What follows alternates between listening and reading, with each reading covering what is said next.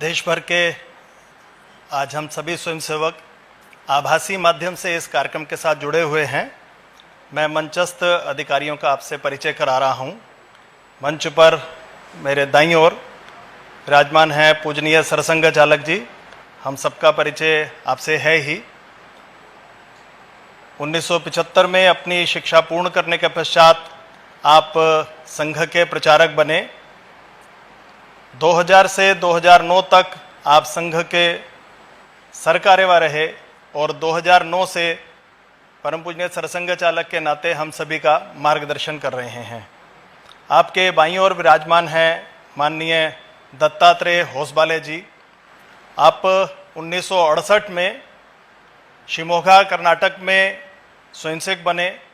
1978 में आपका प्रचारक जीवन प्रारंभ हुआ।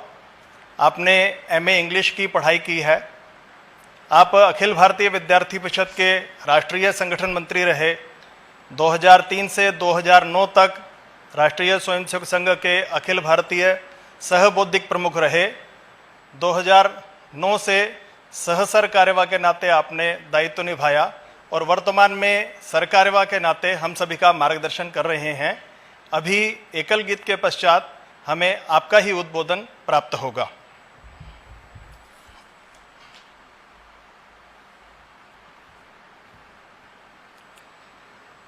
प्रकृति भले विपरीत खड़ी हो, काल चक्र भी पड़े थामना। संकट के तूफानी सागर चीर करेंगे सफल सामना। सतत हमारी यही योजना, नित्य हमारी यही साधना। विघ्नों के गिरि अचल अनामिक, कदम कदम हर पग रोकेंगे। भरी दोपहरी का रवि ग्रस लें, ऐसे राहु केतु डोलेंगे।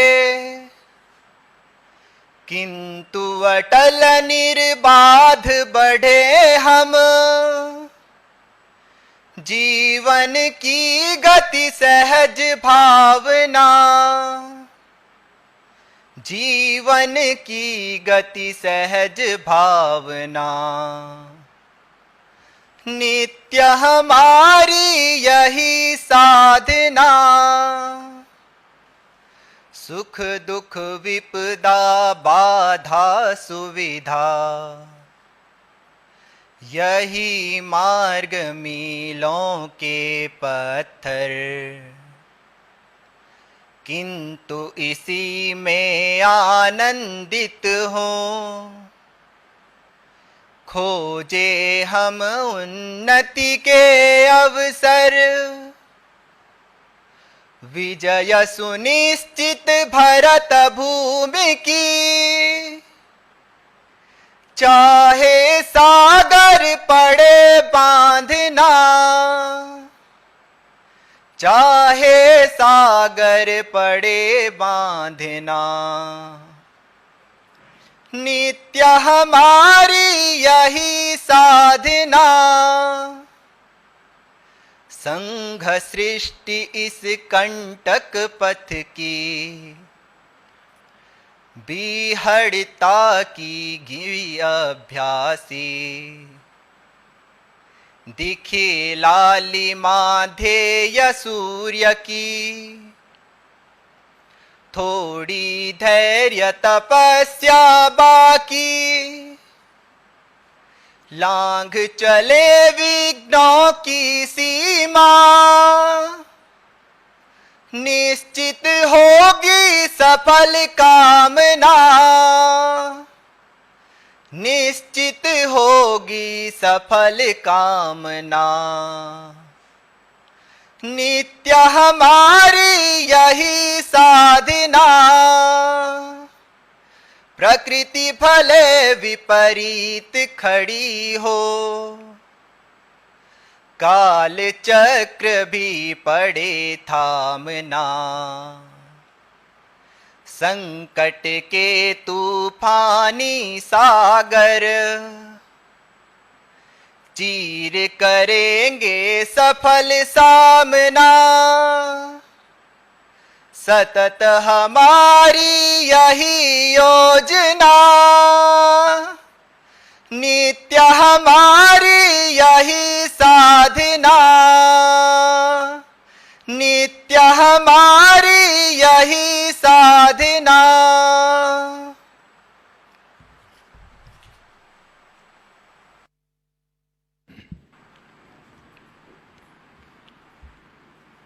परम पूजनीय सरसंघ चालक जी,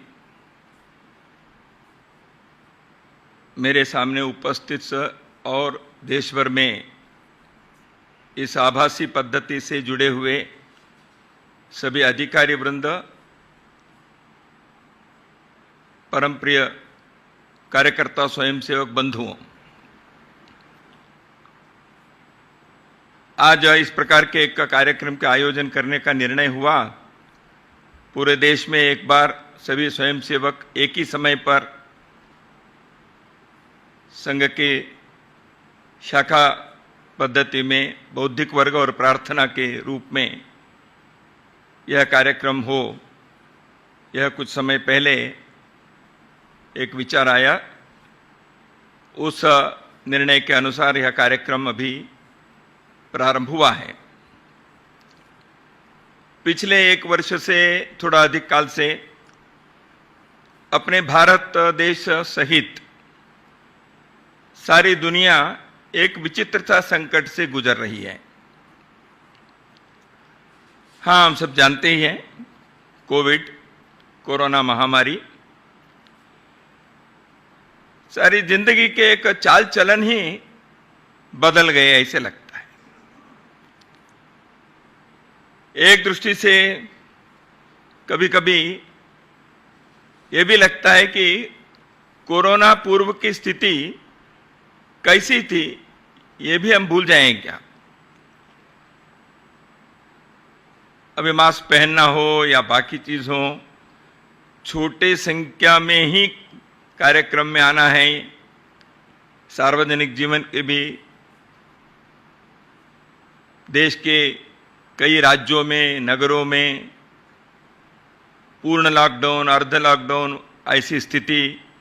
इस कारण से जो भी हुआ है, कोविड पूर्व की स्थिति कैसी थी यह स्मरण करना पड़ेगा, ऐसे कभी कभी लगता है। कभी कुछ समय पहले व्हाट्सएप में एक छोटा वीडियो आया था। एक छोटा बालक अपने पिता के साथ गाड़ी में बैठा है, कार में सामने बैठा है, तो वो बाहर के दुनिया देख रहा है। कई भवन, बिल्डिंग, इमारतें, वो सब सड़क पर उसे देखता है। उसकी आंखों में आश्चर्य के एक झलक है। वो ऐसे ऐसे देख कर चेहरे ऐसे करता है। तो बाप पूछता है, तुम क्या देख रहे हो? वो कहता है, पिताजी मुझे लगता है ये सारे देखने से मुझे कहीं तो देखा है ऐसे लगता है ये भवन को, और मुझे लगता है कि मेरा कोई पूर्व जन्म का संबंध है, ऐसे वो छोटा बालक का कहता है। बाप एक थप्पड़ मार कर बताए, क्या समझते हो, वो तुम्हारी स्कूल है। तो बच्चों को अभी अपने स्कूल के भवन भी पूर्व जन्म के कोई संबंध है ऐसे लगना ऐसे हैं।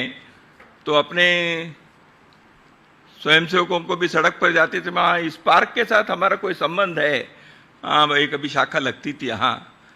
ऐसे अपने को कोरोना पूर्व की स्थिति क्या थी यह याद करने के एक स्थिति आनी चाहिए। शीघ्रातिशीघ्र ऐसे आए, हम सबकी इच्छा भी है। पिछले इन 15 महीनों में इस महामारी के चलते बहुत प्रकार के संकट को, चुनौती को हम सामना किए हैं, सारे देश, सारी जनता। पूरी दुनिया में यह एक कठिन काल रहा है। अभी भी पूर्ण रूप से हम उससे मुक्त नहीं हुए हैं। तो इस दौरान असंख्य परिवारों में कई प्रकार के यातनाएं, वेदनाएं हुई। स्वास्थ्य बिगड़ गए, शारीरिक वेदना, अपने प्रियजन, परिवारजन, परिजन, मित्रों की मृत्यु हो गई, असमय मृत्यु हो गई। जाकर मिलकर सांत्वना देने की स्थिति भी नहीं थी, ठीक से संस्कार भी नहीं कर पाए। तो यह एक ऐसे काल रहा है। और साथ ही साथ जीवन के अन्य आयाम भी बाधित हो गए, प्रभावित हो गए। रोजगार, व्यवसाय, नौकरी, दफ्तर, ये सब बंद पड़े। विद्यालय, न्यायालय, विश्वविद्यालय, ये भी अभी ऑनलाइन से कुछ काम करना, ऐसी स्थिति आ गई। परीक्षाएं समय पर नहीं हुई। बहुत ऐसे, सूची लंबी है, हम सब जानते हैं, अनुभव कर रहे हैं, हम सब रोज इसकी चर्चा भी करते हैं। लोगों के आर्थिक संकट भी तो लाइन से हटकर ऑनलाइन में आ गए। जीवन के चक्र कहीं फंस गया या उसके रॉन्ग थ्रेड में चला गया, ऐसे भी कभी कभी अनुभव आता है। अपनी शाखा के काम भी प्रभावित हो गया। नित्य के काम से हम दूसरे प्रकार के काम में अपने को डालना पड़ा, उसमें व्यस्त रहे। इस परीक्षा की घड़ी में मनुष्य के लिए सहज उदात्त भावनाएं, संवेदनाएं, कर्तव्य, ये भी प्रकट हुए। पीड़ित लोगों की सेवा में, संत्रस्त बंधुओं के लिए किसी न किसी प्रकार से सहायता करने हेतु सारा समाज सामने आया, लोग सामने आए। कई प्रकार के सेवा कार्य में लोग लगे, भोजन के, स्वास्थ्य के, दवा के, व्यवस्था के, आइसोलेशन के, क्वारंटाइन के, यातायात के, भिन्न भिन्न प्रकार के सेवा कार्य में लगने वाले समाज के लोग, कई संस्थाएं, धार्मिक, सांस्कृतिक सेवा संस्थाएं, स्वयंसेवी संस्थाएं, ये सब लगे। कष्ट के दिनों में एक दूसरे के साथ सहयोग में हमके रहना चाहिए। यह एक समाज के स्वाभाविक सामाजिक कर्तव्य जो होता है वो भी प्रकट हुए, उसमें भी उदात्त स्वरूप में प्रकट हुए, अद्भुत प्रकार से वो अभिव्यक्त हुआ। उसकी भी कहानी अत्यंत प्रेरणादायी है। इन सारे बातों के आगे की पीढ़ी के लिए यह पढ़ने को, सुनने को मिले, इस दृष्टि से समाज के कई संस्थाओं ने, हम स्वयंसेवकों ने भी इसके कुछ डॉक्यूमेंट करें, इसको बनाए रखें। ऐसे एक चुनौतीपूर्ण कालखंड में समाज में कैसे काम किया, इस संकट को कैसे हमने सामना किया। ये कोई प्रसिद्धि के लिए नहीं, कोई अपने पीठ थपथपाने के लिए नहीं, अपने आत्म प्रशंसा के लिए नहीं, परंतु एक समाज की अंतःशक्ति, समाज के एक आत्मविश्वास, समाज के एक सहयोग के कर्तव्य की भावना, जनता की यह संवेदना, ये प्रकट हुए। तो इस प्रेरणा से आने वाले पीढ़ी को भी कुछ मार्गदर्शन मिलना चाहिए। तो इसलिए बहुत सारी प्रेरणा की कहानियां जो है, कहानियां ने प्रत्यक्ष घटनाएं, प्रसंग है, उसको भी संकलित करने का कार्य भी हुआ है। इस कालखंड में बहुत सारे लोगों ने अद्भुत कार्य करके उन्होंने अपने व्यक्तित्व के उस आयाम को उजागर किया जिसके कारण सारा समाज उनके प्रति कृतज्ञ है। क्या डॉक्टर हो, क्या नर्स, क्या पुलिस, क्या सफाई कर्मचारी, क्या स्वयंसेवी संस्थाएं के लोग, संघ के स्वयंसेवक भी, समाज के सेवाभावी लोग भी, ये सारे लोगों ने जो कार्य दिखाया वह मनुष्य ये कर सकता है, इस विश्वास को पुनः एक बार जगाने के, उसको सुदृढ़ करने के एक काम भी था। तो भारत के नाते, एक देश के नाते भी हम स्वयं पूर्ण हो, स्वावलंबी हो, आत्मनिर्भर हो, यह भी प्रयत्न हुए। यह भी एक विशेष उल्लेखनीय बात है। हम पीछे नहीं रहे। ऐसे कालखंड कई बार आते भी हैं देश में, दुनिया में, जीवन में।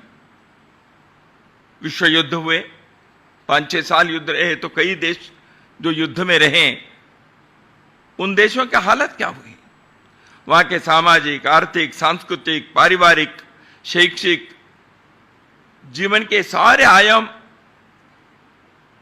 प्रभावित हो गए। पुनः उनको जीवन को पुनर्निर्मित करके खड़ा करना पड़ा। किया उन्होंने। कुछ ही वर्षों में उन देशों के लोगों ने अपने देश के पुनर्निर्माण करते हुए दुनिया के सामने एक श्रेष्ठ उदाहरण को उन्होंने प्रस्तुत भी किया। हां, युद्ध तो मनुष्य निर्मित है। प्राकृतिक आपदाएं होना या इस प्रकार के पैंडेमिक जैसे, महामारी जैसे होना, संकट तो संकट है, मनुष्य को इस संकट को झेलना भी पड़ता है। तो इस परिस्थिति में जो ऐसे बहुत ही प्रेरणादायी एक मनुष्य प्रयत्न दिखाई देता है, इससे हमें आने वाले दिनों के लिए प्रेरणा भी लेनी चाहिए। इस अनुभव के आधार पर आगे के जीवन को खड़ा करने के, उसको उस दिशा में ले जाने के प्रयत्न भी सभी को करना ही पड़ेगा। पिछले 15 महीनों में हम सभी के 2 प्रकार के काम सभी ने किए ही हैं। गत वर्ष पूजनीय सरसंघ चालक जी ने जब तालाबंदी लगी, लॉकडाउन पहली बार घोषित हुआ, उस समय हम सभी को उनका मार्गदर्शन प्राप्त हुआ था। उस समय आपने कहा था, एकांत में साधना, लोकांत में परोपकार। तो इसलिए इस कालखंड के उपयोग दोनों प्रकार से होने का एक उस बात को चरितार्थ करते हुए लोगों ने उस दिशा में गए, ये भी हमको अनुभव में आया। कई लोगों ने अपने जीवन के कुछ साधना के, ये कालखंड है ऐसे सोचकर अपने आत्मविकास के लिए प्रयत्न किया, अपने कुछ आदतें ठीक की, जीवन के कुछ दिनचर्या को उन्होंने अच्छा बनाया। किसी ने प्रकार के साधना के व्यायाम हो सकता है, योग हो सकता है, लेखन कार्य हो सकता है, अध्ययन हो सकता है, इस प्रकार के कार्य किए। और साथ ही साथ लोकांत में परोपकार के, सेवा के कार्य जो करना था, समाज के प्रति जो कर्तव्य निभाना था, उसमें भी आगे बढ़े। ये भी हमको दिखाई देता है। तो इस प्रकार यह कालखंड अभी हम अनुभव करते रहे हैं। सरकारें अपने काम किए हैं, समाज ने अपने अंतःशक्ति के, अपने सामर्थ्य को उसने दिखाया है। पिछले वर्ष प्रवासी मजदूरों के जो एक घटना हुई, लाखों की संख्या में, लगभग 35-40 लाख मजदूर लोग जब महानगरों से अपने गांव के तरफ चल पड़े, वह दृश्य अद्भुत था। लेकिन आज चलने वाले लोगों के मुंह पर किसी प्रकार के, किसी के विरुद्ध में, खिलाफ कोई नारेबाजी नहीं, जिंदाबाद मुर्दाबाद उन्होंने नहीं, कोई लूटपाट नहीं किए, हिंसा आगजनी नहीं हुई,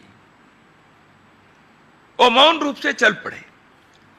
ऐसे चलने वाले लोगों के सेवा के लिए, उनके सहायता करने के लिए रास्ते में लोग भी तैयार हो गए। उनके भोजन दिए, बच्चों के दूध दिए, पाँव में पहनने के लिए चप्पल दिए, यातायात की व्यवस्था की, पानी की व्यवस्था की। एक अद्भुत दृश्य था। यह विरले मिसाल है। भारत के किसी भी कोने में मिलिट्री को बुलाना नहीं पड़ा। दुनिया में कई देशों के संदर्भ में हम ऐसे नहीं कह सकते। दुर्भाग्य है।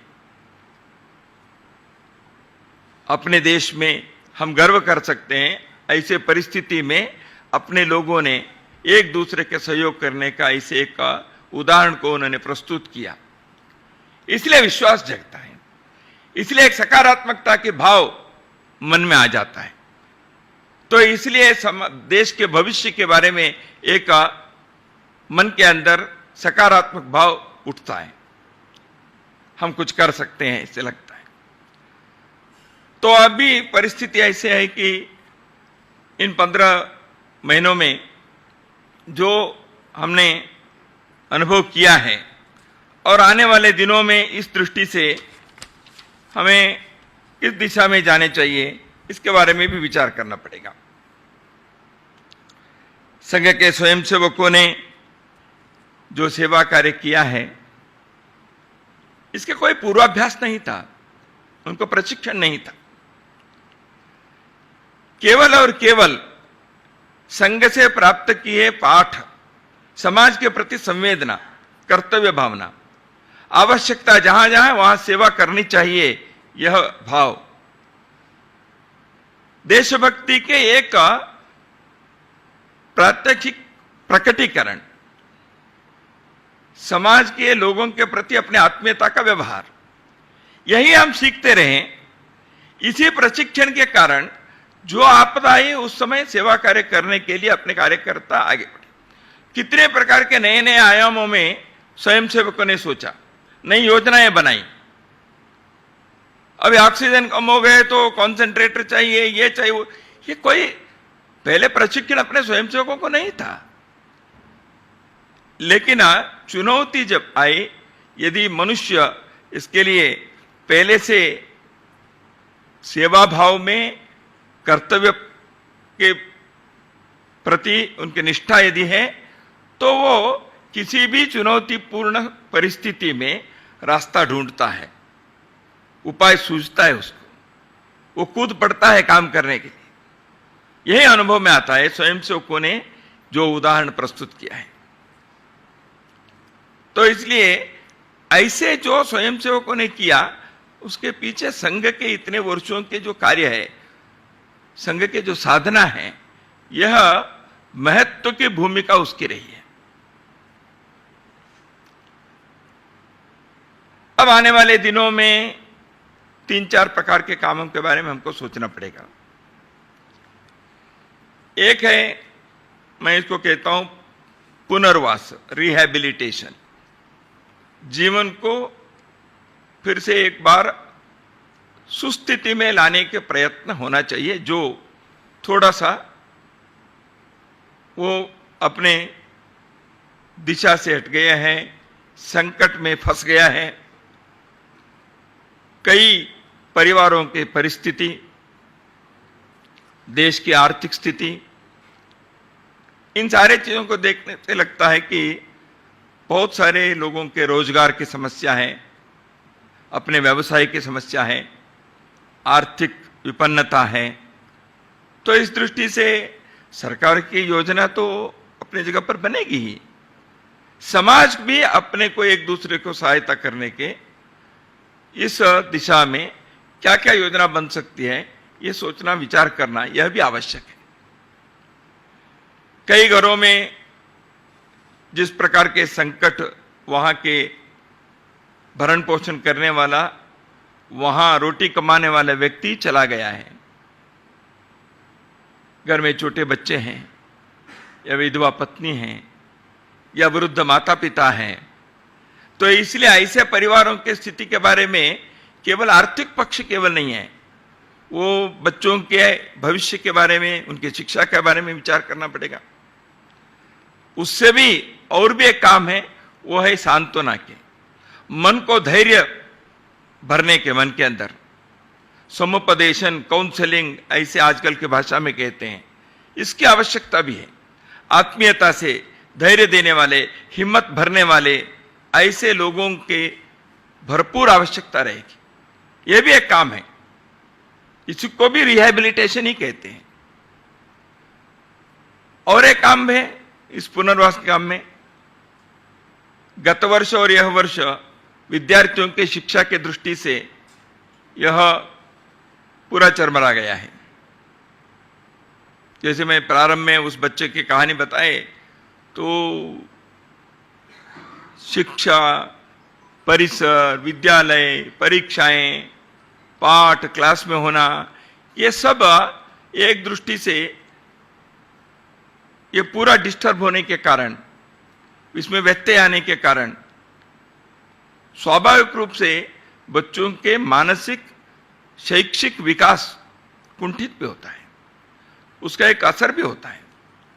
तो इसलिए इस दृष्टि में क्या क्या कर सकते हैं, छोटे छोटे समूह में बच्चों के लिए पाठ पढ़ाने का, कुछ क्लासेस चलाने के हो सकता है। सब चीज ऑनलाइन से नहीं हो सकता, तो इसलिए इसके एक व्यापक सामाजिक अभियान इस प्रकार से भी करने की आवश्यकता हो। यह हो गया एक आयाम। दूसरा एक है, वो है अपने सामने एक विचार लोग रख रहे हैं, चिंता व्यक्त कर रहे हैं, वो है तीसरी वेव की एक आशंका है, थर्ड वेव आ जाएगा। ना आए ये हमारी इच्छा है, भगवान से प्रार्थना है। आ सकते हैं, वो कैसे आएगी किसी को मालूम नहीं है। अंग्रेजी में एक नाटक होता, वेटिंग फॉर गॉडो करके। ये वेटिंग फॉर गॉडो यानी क्या है, उसके कहानी ऐसे है कि उस नाटक में वो गॉडो करके एक के बारे में इंतजार कर रहे हैं, प्रतीक्षा कर रहे हैं। वो वेटिंग फॉर गॉडो में यानी गॉडो कौन, क्या ये मनुष्य है, प्राणी है, जानवर है, हवा है, तूफान है, क्या है गॉडो, किसी को मालूम नहीं है। तो मनुष्य है तो वो पुरुष है कि स्त्री है, ये भी मालूम नहीं। तो गॉडो करके कोई एक ऐसे आने वाले हैं, तो इसलिए सारी चिंता व्यक्त होती है उस नाटक में। अंततः तो वो कौन है, क्या है, नहीं होता है, वो आया नहीं होता है, इसलिए सारे खलबली मचती है। क्योंकि वो घोड़ा आ जाएगा तो क्या करेगा मालूम है, क्या करेगा, क्या करेगी, वो कौन है, क्या है, देखा ही नहीं तो कैसे होगा। तो इसलिए अभी थर्ड वेव के बारे में बच्चों पर असर होगा ऐसे भी कह रहे हैं। नहीं नहीं, ये बच्चों के पर असर नहीं होगा, ऐसे हो जाएगा ऐसे कहते हैं। कुछ लोग कहते हैं, सभी तज्ञ लोग ही कह रहे हैं, तरह तरह के सर्वेक्षण हो रहे हैं। कुछ लोग कह रहे हैं कि नहीं, तब तक सब वैक्सीनेशन हो जाएगा, ये ठीक रहेगा। सच में क्या होगा, इदम इत्थम कहना अब कठिन है, लेकिन अपनी तैयारी चाहिए, सन्नद्धता रहनी चाहिए। अभी जैसे पिछले दिसंबर से जनवरी फरवरी में थोड़ा सा ठीक हुआ, तो सभी के गफलत के कारण थोड़ी समस्या हुई। ऐसे पूजनीय सरसंघ चालक जी ने जैसे एक सावधानी की बात हम सभी के सामने रखी थी, तो इसलिए अब सावधानी रखना आवश्यक है। नहीं आए तो अच्छा, आएगा तो हमारी सन्नद्धता है, हमारी पूर्व तैयारी है। इसलिए आवश्यक व्यापक प्रमाण में एक इस संदर्भ में होने वाले या आने वाले संभावित किसी भी प्रकार की चुनौती को सामना करने के लिए एक छोटा सा प्रशिक्षण भी हजारों लाखों लोगों को देने की आवश्यकता भी है। उस दिशा में आवश्यकताएं और क्या क्या हो सकती है, तज्ञ लोगों से स्थान स्थान पर पूछकर उसके लिए व्यवस्थाएं भी करनी पड़ेगी। और वैक्सीनेशन के, टीकाकरण के भी एक व्यापक अभियान चलाएं, उसको भी पूरा करना आवश्यक है, ताकि होने वाले जो भी वो आघात है उससे हम काफी हद तक बचकर रहेंगे। तो इसलिए यह दूसरा काम है। तीसरा एक है जो अपने नित्य काम का, वो है कि अपने नित्य कार्य जो बाधित हुआ है, नित्य के शाखा कार्य, अपने बैठकें, हमारे वर्ग, अपने प्रवास, पिछले वर्ष और इस वर्ष दोनों वर्ष संघ शिक्षा वर्ग हम नहीं कर पाए। नित्य के शाखा के कारण जो बाकी चीजें होती हैं, संपर्क होता है, बैठकें होती है, अनौपचारिकता से मिलना होता है, कार्यकर्ताओं की बातचीत होती है, थोड़ा सा जो संपर्क से दूर हो गया ऐसे कार्यकर्ताओं को जोड़ने का होता है। हमारे उत्सव आने वाले हैं, श्री गुरु पूजा, बाद में रक्षाबंधन, इन सभी के लिए अपने सूची वगैरह करते हुए फिर से हम नित्य के कार्य के दिशा में चलना ही पड़ेगा। अपने नित्य के कार्य को हमें उस पटरी पर लाना ही है। शनै शनै करनी चाहिए, लेकिन सावधानी के साथ। तो इसलिए वर्तमान कोरोना की परिस्थिति या संभावित तीसरी वेव, इसके सावधानी रखते हुए हमें इस दिशा में कैसे जाना, यह भी अपने को विचार करना चाहिए। उस प्रकार की योजना बनानी पड़ेगी, उस प्रकार उस दिशा में जाना पड़ेगा।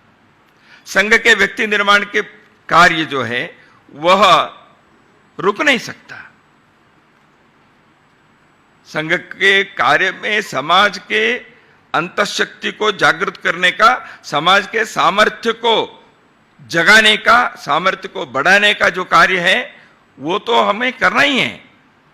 लेकिन उसका एक प्रकटीकरण तो पिछले इतने महीनों में हुआ है, लेकिन वो होना है तो जो मूल कार्य है व्यक्ति निर्माण के,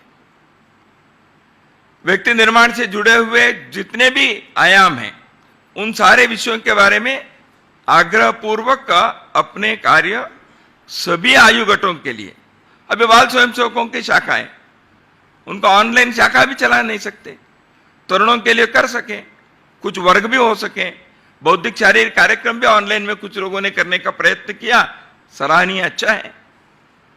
जागरण श्रेणी के सेवा संपर्क प्रचार विभाग ने भी अपने कुछ न कुछ उपाय ढूंढकर अपने कार्य चलाने के प्रयत्न तो किए ही है। लेकिन जो संघ स्थान पर शाखा पर आकर एक दूसरे से मिलकर परस्पर आत्मीयता के व्यवहार के, उस स्नेह के वातावरण में, उस माहौल में जो स्वाभाविक रूप से मनुष्य के विकास होता है, स्वयंसेवकों के एक अंदर समाज भाव, राष्ट्र भाव, यह जागृत होता है, एक दूसरे के सहारा बनते हैं, उस कार्य से छोड़ा, उस स्थिति से हम वंचित हैं। इसको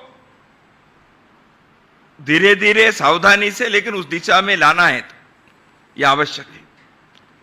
मनुष्य के चरित्र निर्माण के संदर्भ में संघ में इतने बार हम सुनते रहे हैं, चारित्र निर्माण की आवश्यकता के संदर्भ में भारत के पूर्व राष्ट्रपति जो बड़े शिक्षाविद रहे, एक दार्शनिक के नाते उनकी ख्याति रही, ऐसे डॉक्टर सर्वेपल्ली राधाकृष्णन जी ने विश्वविद्यालय शिक्षा के संदर्भ में एक आयोग का गठन हुआ था। उस समय उस आयोग के अध्यक्ष के नाते उन्होंने एक बात कही थी। उनका कहना था कि हम एक सभ्यता के पुनर्निर्माण कर रहे हैं, हम कोई फैक्ट्री, कारखाना या वर्कशॉप निर्माण नहीं कर रहे, उसका निर्माण नहीं कर रहे। इसलिए सभ्यता की गुणवत्ता मनुष्य के शील पर निर्भर है। ये न कोई नैसर्गिक उपकरण या राजनीतिक तंत्र व्यवस्था पर नहीं, मनुष्य के चरित्र पर यह निर्भर है, सभ्यता की गुणवत्ता। इसलिए शिक्षा के प्रमुख लक्ष्य चारित्र निर्माण और वर्धन है, ऐसे उनका आग्रह था, यह उनका कहना था। इसलिए राष्ट्र के पुनर्निर्माण में चारित्र निर्माण के संदर्भ में सभी ने यही कहा है, अपने ग्रंथों में, अपने संतों ने, हमारे पंथों ने, सबने, मनुष्य अच्छा रहे तब समाज अच्छा, देश बड़ा हो सकता है, किसी भी चुनौती को हम सामना कर सकते हैं।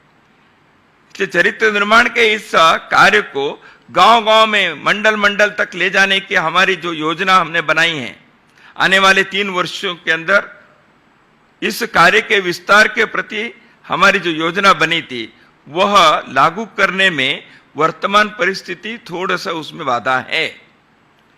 तो इसलिए इस परिस्थिति में रास्ता ढूंढना, उसके लिए मार्ग तय करना, यह हमको करना पड़ेगा। प्रत्येक गांव में यह कार्य होना चाहिए। महामना मालवीय जी ने कहा भी था, ग्रामे ग्रामे सभा कार्या, ग्रामे ग्रामे कथा शुभा, पाठशाला मल्लशाला प्रतिपर्व महोत्सव। मालवीय जी के दृष्टि में जो बात थी, संघ के कार्य इससे बिल्कुल अलग नहीं है, वही है।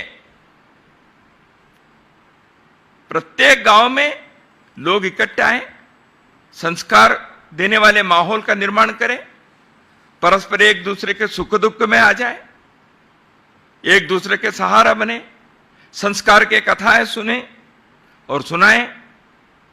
पाठशाला मल्लशाला, शाखा यानी क्या है? पाठशाला मल्लशाला ही है।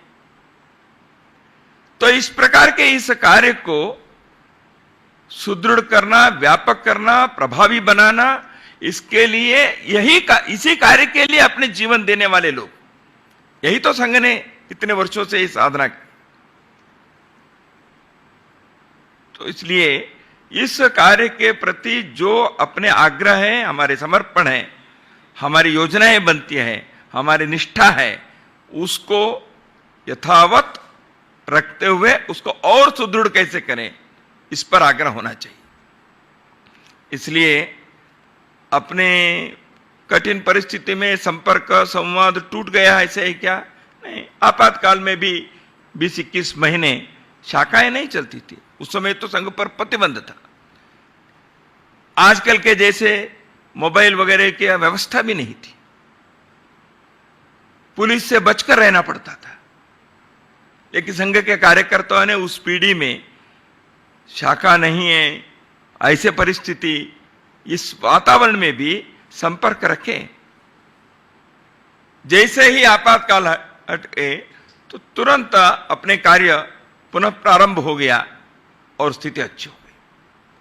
आज परिस्थिति में हमें संपर्क के लिए उपकरण है, संघ पर कोई प्रतिबंध नहीं है, किसी से बचकर जाने की जरूरत नहीं है, केवल बचना है कोरोना से। तो ऐसी स्थिति में अपने संपर्क, संवाद, ये सारी चीजों पर आग्रह जैसे हमेशा है उसी प्रकार रखते हुए अपने नित्य सिद्ध शक्ति के निर्माण करने वाले हमारे नित्य के कार्य जो है, हमारी पद्धति है, उस पर हमें फिर से एक बार आग्रह पूर्वक जाना पड़ेगा। संघ के कार्य समाज में स्वयंसेवक जाएंगे, कई प्रकार के अनुभव होते हैं।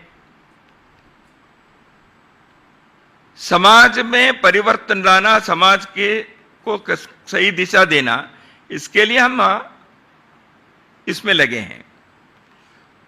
तो कई बार समाज के अंदर के जो स्थिति है, वहां की कुछ समस्याएं कुरीति हैं, वो भी कभी कभी उससे भी प्रभावित होने के एक संकट नौबत आ जाते हैं। कोयले के दुकान में हम बैठ कर व्यापार करेंगे तो भले ही व्यापार कर रहे हैं, हमको तो कोयले के वो लगना नहीं है, ये तो है, लेकिन बैठने से वो लगता है कभी कभी। तो इसलिए कोरोना वायरस से तो बचना है, लेकिन समाज जीवन में कार्य करते समय बाकी वायरस से भी बचना चाहिए। व्यक्तिगत तौर पर मनुष्य के अंदर स्वार्थ, भ्रष्टाचार, सत्ता के मोह, प्रसिद्धि की आकांक्षा,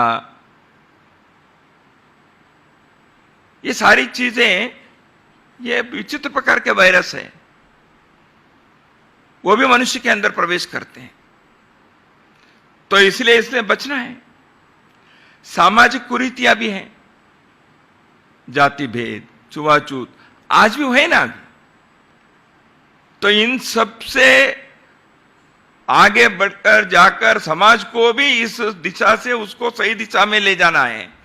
तो स्वयं अपने को, संघ के स्वयंसेवकों को नित्य के अपने शाखा पद्धति के द्वारा हमारे कार्य प्रणाली के आधार पर हमारे जो अभी तक की परंपरा परिपाटी है उसको सुदृढ़ करते हुए उसी दिशा में जाते हुए उसमें लगकर उसमें आनंद लेते हुए समाज के राष्ट्र के कार्य करने के अपने जो राष्ट्र धर्म को निभाना है उसको हमें उस दिशा में जाना ही चाहिए। तो इसलिए अपने सोचने के कार्य करने के स्वभाव पहले से जो संस्कार से हमने पाए हैं उसमें और उत्तम कैसे हो सकता है और बेहतरीन तरीके से हम कैसे कर सकते हैं इसके बारे में सोचना, योजना बनाना, एक दूसरे से सलाह मशवरा करते हुए उस प्रकार के कार्यक्रमों के भी आने वाले दिनों में विचार करना पड़ेगा। आने वाले दिनों में और भी अपेक्षाएं बढ़ेगी क्योंकि संघ के स्वयंसेवकों के जो कार्य देखने वाले, उनके व्यक्ति प्रभाव देखने वाले, उनके व्यक्तित्व देखने वाले, संघ के इससे प्रभावित होने वाले लोग स्वाभाविक रूप से संघ और संघ के स्वयंसेवकों से कई प्रकार की अपेक्षाएं रखेंगे। समाज के राष्ट्र के हित में कई चुनौतियां भी आ सकती हैं, कई प्रकार की आवश्यकताएं भी आएगी। तो इसलिए इन अपेक्षाएं, आवश्यकताएं, चुनौती, इसको यदि हम प्रभावी ढंग से निभाना है, सामना करना है, पूरा करना है तो उसके लिए आवश्यक क्षमता और सामर्थ्य, पुरुषार्थ को भी अर्जित करना पड़ेगा, प्रकट करना पड़ेगा।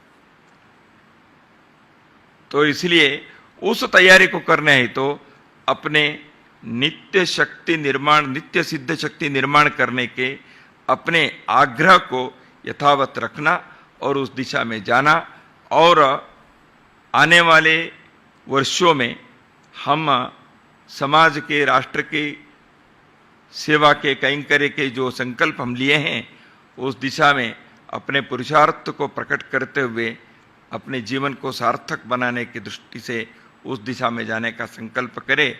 इतना ही इस अवधि में कुछ विचार आपके सम्मुख रखने का प्रयास मैंने किया।